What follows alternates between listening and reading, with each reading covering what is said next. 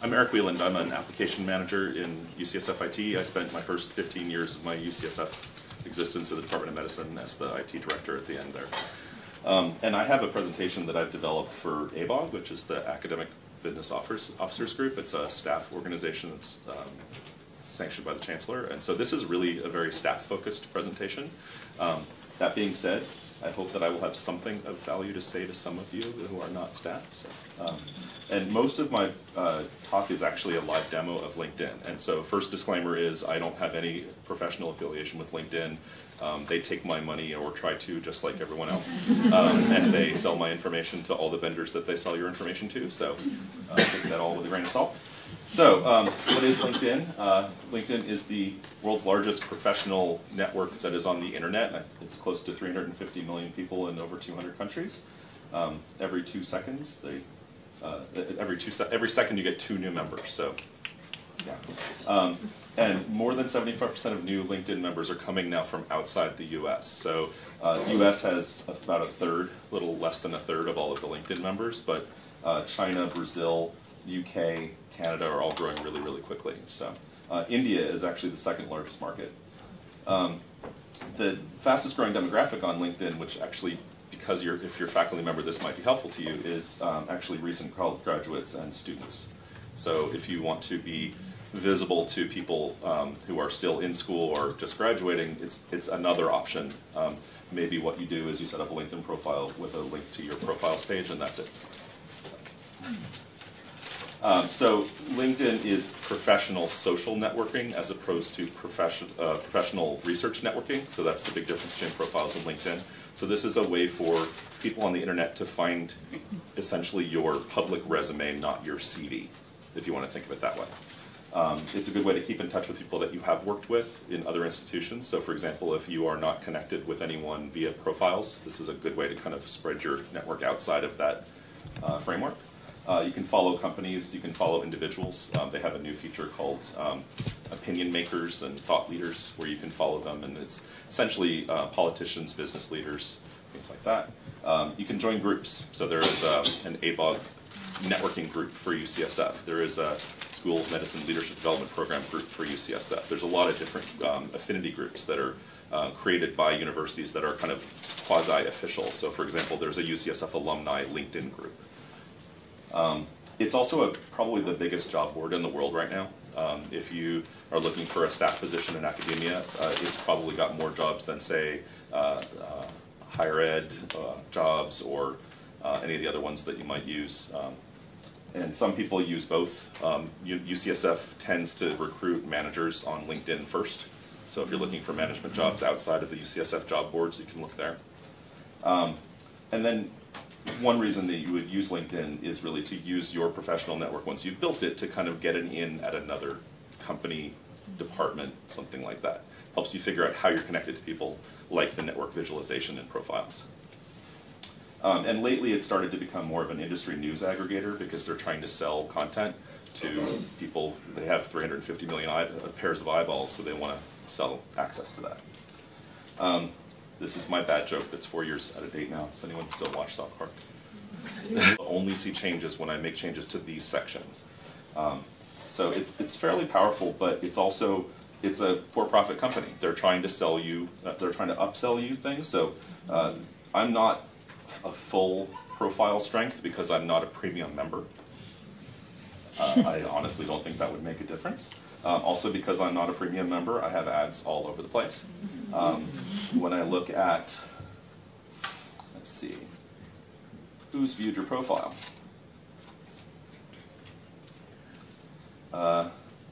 This guy is trying to sell me something, this guy's trying to sell me something. This person I know, this person's trying to sell me something. So yeah, it's used a lot by vendors. You can limit what access they have, what information they see. For example, one of the things that I do is my contact information uses a Google Voice number, so that way I can filter out vendor calls. Anyone who calls my Google Voice number is a vendor. It's the only place I list it. So you should be careful about how you're listing yourself. Of course, our directory information is public to the world, so they're going to get you either way. But at least you can try to limit it. You can link to your Twitter feed. So if you want to post an update, when I go to my main feed here, I can share an update. You can also just have anything that you tweet go directly to LinkedIn. That way it kind of minimizes the number of touches you have to get any particular information out. When I was promoting the conference that I ran this summer, I was tweeting all the time. I had it feed into Facebook, feed into LinkedIn, wherever I could get it. And then I turned it off because I don't really care anymore. The thing that I like to use LinkedIn for the most is actually to find people that I know and to keep in touch with them. So I have a lot of connections, but here's one thing that I really like. Let's say that I want to see... Sorry? Noticing people I know. Yeah. When you've been at UCSF for more than 17 years, you tend to know a lot of the same people. So right now I'm looking at Jorge Martinez. He's in HR at UCSF. He used to be in my department. He has 127 connections because I'm connected to him. I can see his connections. He could limit it to only people that we have in common. He could limit it so that I can't see any of his connections. You can do the same thing. There's a nice thing, if you don't know someone, it'll pop up people you may know. So let's see, how do I know? Well, I actually know, I did know him, so I actually clicked on it. But let's see how I know this person. I'm connected to this person through 2 other people. I don't actually know him, but if I wanted to, I could contact one of them and ask for an introduction. Or I could contact him directly and say, oh, I know Tracy and Alexi, maybe we should connect. I tend not to connect to anyone that I don't actually know personally or have worked with. It gives me an out when a vendor says, can we connect? And I say, no, I actually only connect with people that are human. Sorry, that I know. So anyway, it'll give you a little like number of degrees of separation on any person that you want to look at. So let's see who else looked at this person, how I'm connected to them. Sometimes if it's what's known as a 3rd degree, this is a 2nd degree connection. That means that I'm connected to someone who's connected to them. If it were a 3rd degree connection, it would be at least one more step removed. So when I look, for example, when I look at my own homepage and I scroll down to here, I have 1,441 connections, 9.65 million people in my network. That's 3 separations. Or people in groups. So for example, I'm also in my groups, interests. I'm in a bunch of alumni groups, I'm in a bunch of groups. I actually created these 2 groups. So this is all Stanford stuff. And then here's a bunch of things that are posted because of the School of Medicine Leadership Development Program, which if you're in the School of Medicine and you're an analyst for, you should apply for. It's an amazing program. So this has 200 members and people post jobs and all that kind of stuff. So I think the most important thing you can do if you really do want to use LinkedIn is sign up, and the first thing you do is review your privacy settings, because that's where they will get you. So privacy controls, turn on and off your activities, select who can see your activity feed, select what others can see when you view their profile. So for example, if I want to look at someone's profile, I don't want them to know who I am or that I'm looking. So for example, I'm networking through someone, I want to find a job, I don't want them to know about me until I'm ready for them to know about me. I would turn that off. Turn on and off how you rank. This is an interesting thing. If you apply for a job through LinkedIn, it will tell people who have a premium account, oh, this person has 5 years more experience than you. They rank in the top 25% and you rank in the bottom 25%. I don't want them to know that. Select who can see your connections. So for example, you connect with me, I only want you to see the people we have in common, or I only want you to see people that you already know about. Like if you're a 3rd degree connection, I don't want you to see them. Change your profile photo and visibility. This is actually good if you want to control what your kind of public face is. So if you want people to always go to your profiles page and you don't want them to see anything different, this would be a really good thing to lock down. So this I wouldn't use at work, but maybe I would use it elsewhere. So anyway, and then the second thing I would do is just start spending a half an hour a week looking for people you already know. If you add, I think I got up to about 250 people, I almost didn't have to network ever again. you get to a certain critical mass, and people start to find you, you start to find them. I got to 400 within a year, I got to 1,400 another year and a half later. So that's pretty much all I have. It's a different audience than I usually have. There's usually a lot of fresh-faced AA3s asking me questions about how to start their networking. Not that you're not all fresh-faced, you're very fresh-faced. Any questions? Could I ask, because you said this is very useful to see, but I am wondering, as a faculty member, are there other faculty who use LinkedIn, and how have they found it beneficial? There are. I have lots of faculty. No, but I mean, just if anyone here, I mean, I'm sure, I know a lot of people have LinkedIn accounts, but in what ways it's been useful to you? Okay. I don't use it. I just have had a little bit of an aversion to the kind of capitalization on, my content and my career. So I just have I haven't had a need to do that. That's what I'm wondering. It doesn't Yeah. feel like that to me, so I'm wondering kind of what I'm missing or what it might be useful for me. Yeah, I mean, there are other professional networks in addition to LinkedIn. ResearchGate is another big one, and I've just stayed away from them because again, they're all for-profit companies that are just, I'm just a number. I'm a movable unit or something in their big scheme of things. So I just haven't really had a need to do them. But Then again, if you're hiring staff, right. it's a good way to find out about them. That's a benefit that I never really considered, is that a lot of this, students or technicians or whatever that I would be looking for to hire are on these networks. But I've just used the UCHR and Advertised Jobs and Chronicle. We'll have to submit to that. Right. So. Well, and if you use UCSF HR, you don't necessarily see all the resumes and cover letters that you want. So I actually will do my own research and ask people to apply for jobs. But I've had conversations with reporters who have said, oh, can you provide a website address or something like that for the article, for content, and they are reluctant to use anything that's not a UCSF.edu address. They don't want to use a ResearchGate or a LinkedIn profile. They want to use my academic homepage, and so I give them my profiles page. And they also don't necessarily feel comfortable sourcing. And they might find people on these networks, but they want to come to the university source to find the content or the information about that person because they feel like it's much more authentic. Just anecdotally, I remember speaking to a professor who maintains his ResearchGate and UCSF profiles page because he's originally from France, and so ResearchGate can travel with him wherever he is, whether he leaves the institution or not. But then profiles is like his main. Yeah, and I think that that's a similar experience with LinkedIn, is that if you think you won't be at UCSF forever, even though UCSF stands for You Can Stay Forever, then, for those of you who didn't know, you're welcome, then you basically use it as your kind of, this is my personal, professional view, and then profiles is your UCSF professional view, which you would clearly want to maintain to build this career, but if you want to then move to your next one. So. Okay. Well, we have time for Q&A for both presenters, so. One more question over here. Yeah. Oh. I have a question about updating publications for LinkedIn. Have you tried that? Would it be really difficult?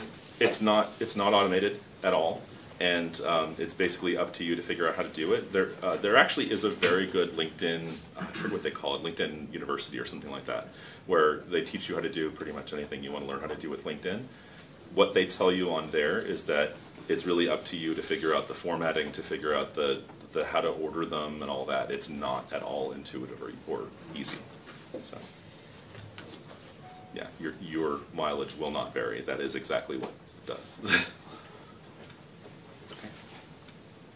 If you receive a message saying that another faculty member somewhere wants to connect with you on LinkedIn, They've essentially typed in your email address and looked for you, couldn't find you, and then it gives the option of saying, invite them to join LinkedIn. I would generally politely, I mean, if you don't already have a LinkedIn profile, you can politely say, no, thank you, here's my profiles page. Actually, this is slightly off topic, but since ResearchGate was mentioned, that was one thing that I found very off-putting with them, and I originally created the profile and then deleted it. They would actually send an email in your name, inviting somebody else, even though you actually haven't done anything. You know, so somebody would get, oh, Marta Margetta invited you to do this. no, I haven't. And so I just thought that was way too out of line and way too aggressive. You know, at least at LinkedIn, I think somebody needs to sort of actually click the button, you know, do you want to connect? They make suggestions, do you want to connect with this person, but they don't actually connect this person. They will actually ask if you want to import your address book on LinkedIn. Right, they do ask that, but this was without, they basically based on publications, you know, they would contact the co-authors and just say, you know, she invited. But I would be shocked if they haven't changed that. Was like, and then they actually asked when I deleted the profile, they said sort of like, okay, what's the reason? And they said one of the options was like something to this effect, like, you know, too aggressive, you know, and I'm like, yes, that's why. That was a problem like but I think it's still 5 to 10 years ago. I keep getting invitations, and I don't think these are people that are actually sending them to me. So. No, this just happened to me last week, and the person who contacted me, I went 2 doors down to her office, and I asked, did you send me? And she said no. So it's based on co-authors and exactly. papers. And so I just thought that was like way out of line. So there are, you know, there's LinkedIn, right. and then there's academia.edu and ResearchGate. There's a lot of them. They're competing with each other, and they're basically their model is to have the number of users so that they can sell content. So.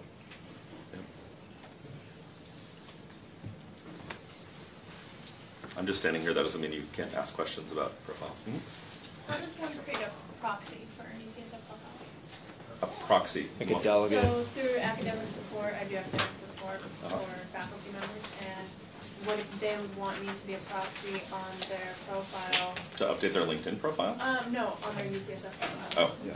Brian. They can log in, they can sign in themselves, there's a sign in link right there below the menu bar. On every page, they can sign in and then make you the proxy. Or if it's going to be a departmental thing, like if you're going to be the proxy, you don't go to the department, we can do that automatically in the system. So you just email us the profiles to you, say who you are, and which department. It's kind of like note from the department chair or something. You just take over the profiles. But yeah, let us know if some kind of official delegation into it. Okay, great, thank you. Hi, I'm Kosi, and I just want to know, so how long after I leave UCSF is my profile page maintained? It's very short. We pull data from HR, so if it's out of there, we drop the profile. We still have the data, but we take it down. So about a week later. Yeah, my access accounts, I think. This doesn't help with the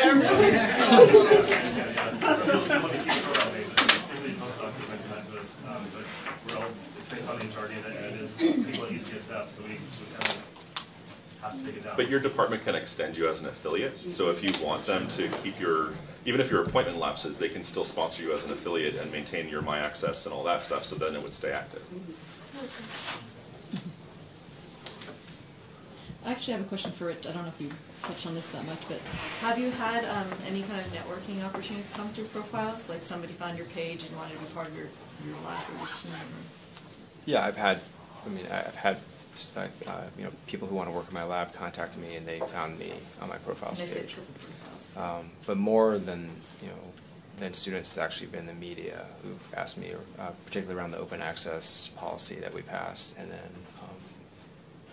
a couple times for research.